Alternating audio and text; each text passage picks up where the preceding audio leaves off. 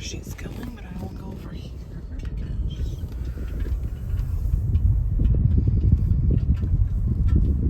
I have gestational diabetes, and which I don't even like saying that like out loud. I have it right now, you know, which for my last vlog, you guys came with me to my glucose test, my 1 hour one.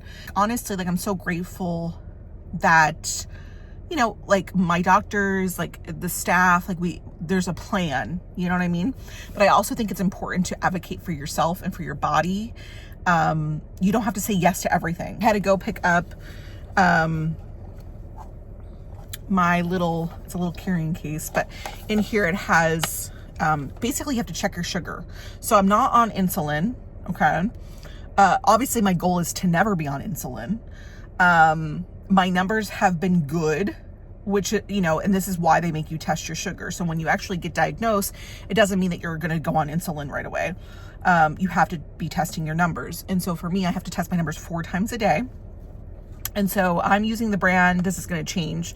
I'm using the brand AccuCheck, but this is where you're basically will prick your finger with this thing. You put the little strips in here and it gives you a number that you track. I was very nervous to do it at first because just like the thought of pricking my finger, you know, it was giving myself basically a shot is not exciting. Like, it's scary when you don't know what it's going to feel like, even though I birthed the baby. Like, you know what I mean? It's like, for whatever reason, needles and all that make me nervous.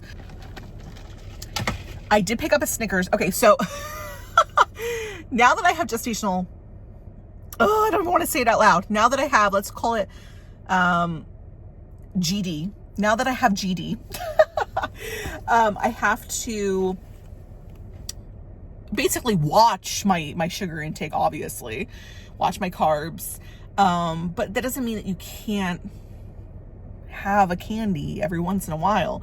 And so today I'm going every single week until the end of this. I have to go and get a non-stress test. Every single week I have to do 2 things.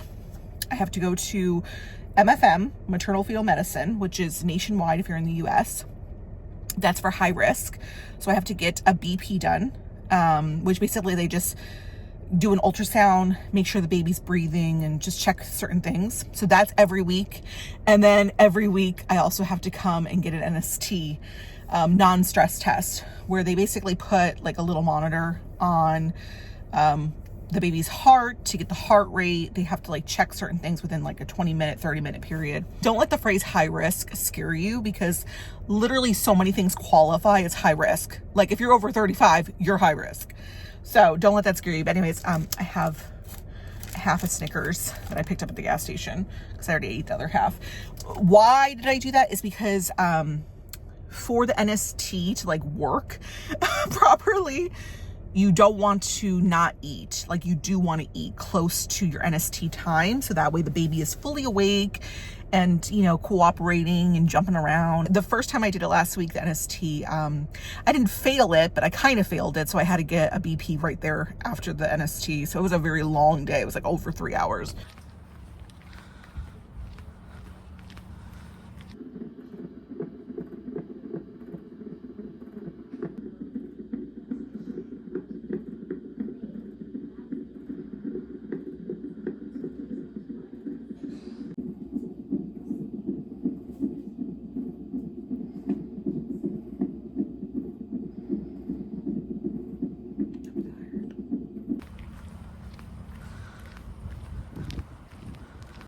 I was gonna do an outfit of the day for you guys, so let's see. That work? I'm wearing a Shein dress. The Snickers worked. Yes. I passed it. So we didn't have to stay very, very long. I was in there for about an hour. Once I had the second half of the Snickers, boy, did he wake up. Again, they call it non-stress tests, but I feel like with the Snickers, I'm like stressing them out. Stay tuned. I'm not sure what the next video will be. It might be labor and delivery. I will see you in the next video. Bye, guys.